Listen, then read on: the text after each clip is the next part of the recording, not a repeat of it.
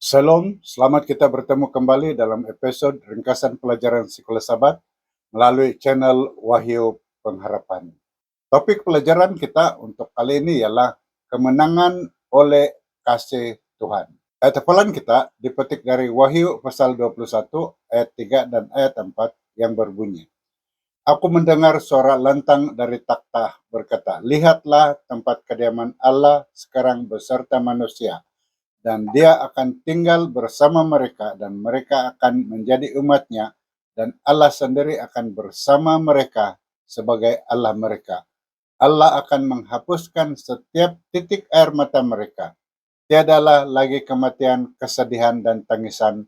Tiada lagi kesakitan karena segala yang lama sudah lenyap. Saudara sedang penonton yang dikasihi Tuhan.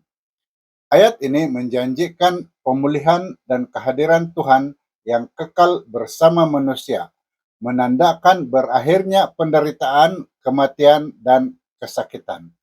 Ia menggambarkan masa depan damai di langit dan di bumi yang baru, mencerminkan pemenuhan penggenapan janji Tuhan dan kemenangan Kristus atas dosa untuk penebusan dan pemulihan ciptaan.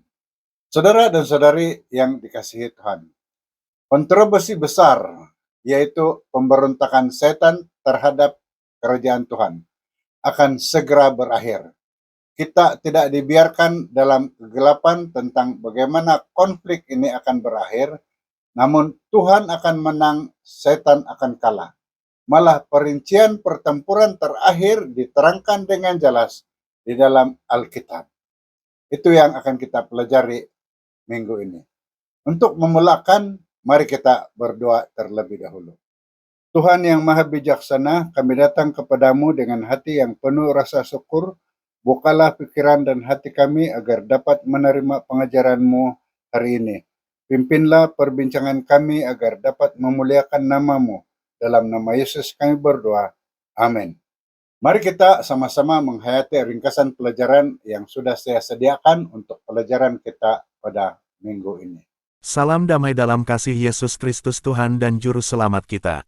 Kita mulakan dengan membahas pelajaran kita untuk hari Ahad, yang berjudul, Harapan di Masa Kesusahan. Di dalam Yeremia 30 ayat 7 berkata, Aduh, alangkah dahsyat hari itu. Tidak ada taranya, itulah masa kesesakan bagi Yakub, tetapi dia akan diselamatkan. Kita hidup pada zaman akhir ini. Tanda-tanda masa yang sedang digenapkan dengan cepat menyatakan bahwa kedatangan Kristus sudah dekat. Hari-hari di mana kita hidup ini adalah khusyuk dan penting. Namun ujian akan berakhir dan setiap kasus diputuskan. Selepas itu pintu rahmat ditutup. Akan terjadi satu masa kesukaran.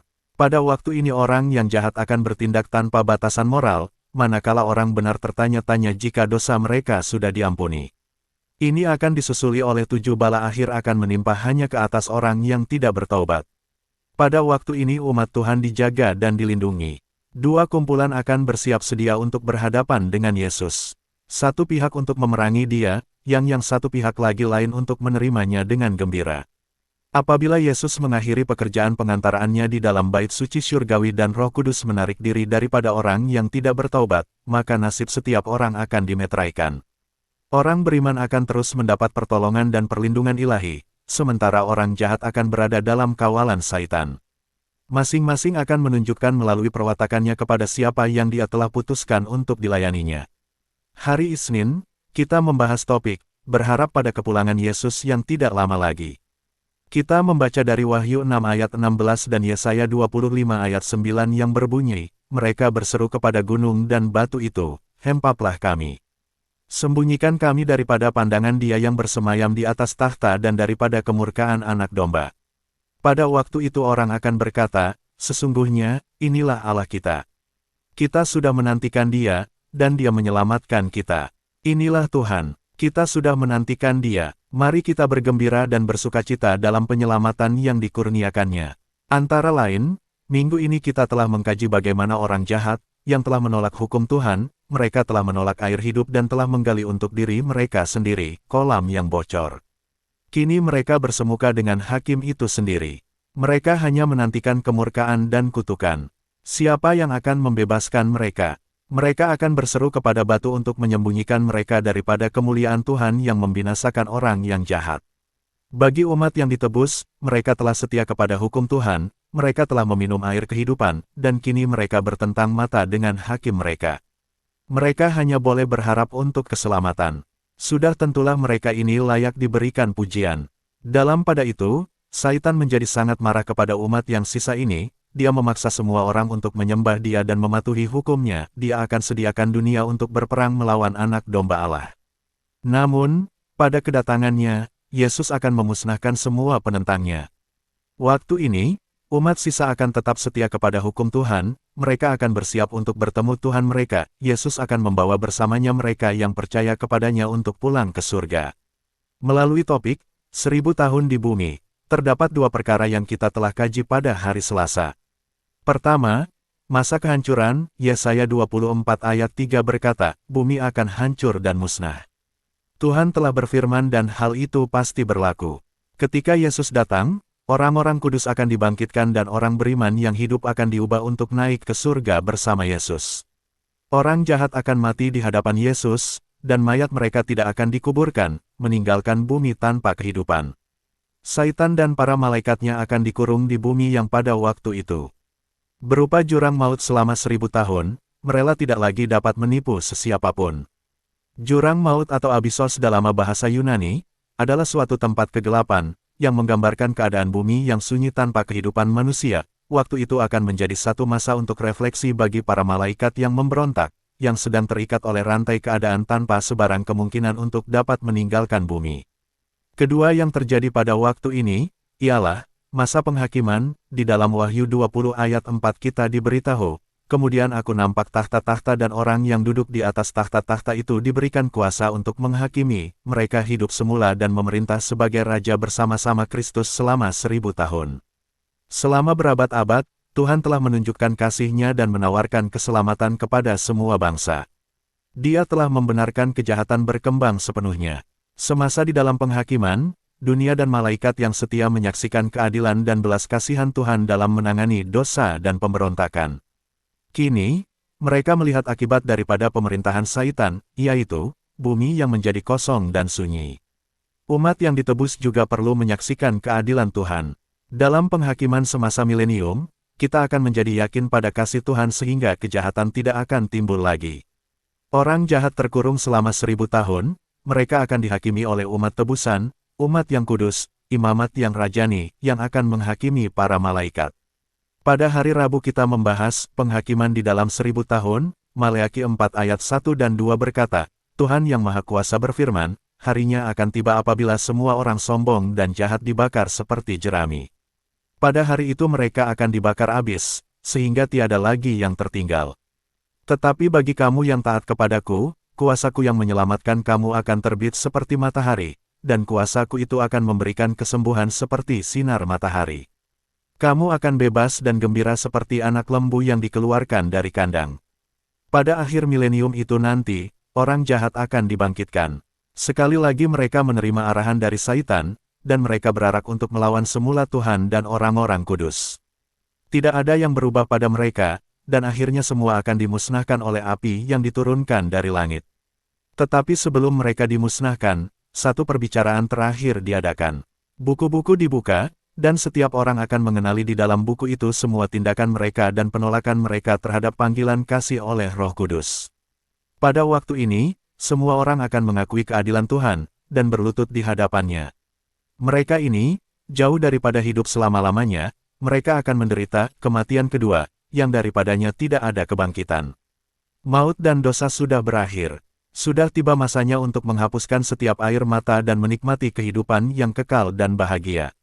Hari Kamis, kita membahas satu topik menarik yang berjudul, Dua Kekekalan, dari Yeremia 31 ayat 3 kita baca, dari jauh aku menampakkan diri kepada mereka.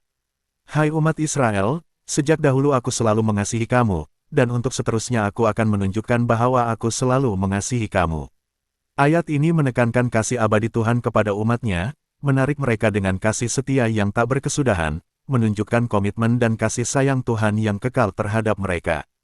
Ayat ini merujuk kepada kemuncak penggenapan kasih setia Tuhan di bumi yang baru nanti. Kita bertanya, Apakah yang akan kita lakukan di bumi baru untuk selama-lamanya? Banyak perkara yang akan kita lakukan nanti di dunia yang baru, antaranya, salib Kristus akan menjadi sains dan nyanyian bagi orang-orang yang ditebus pada sepanjang kekekalan. Di atas dataran yang damai, di pinggir sungai yang hidup, umat Tuhan akan mendapat rumah yang mewah.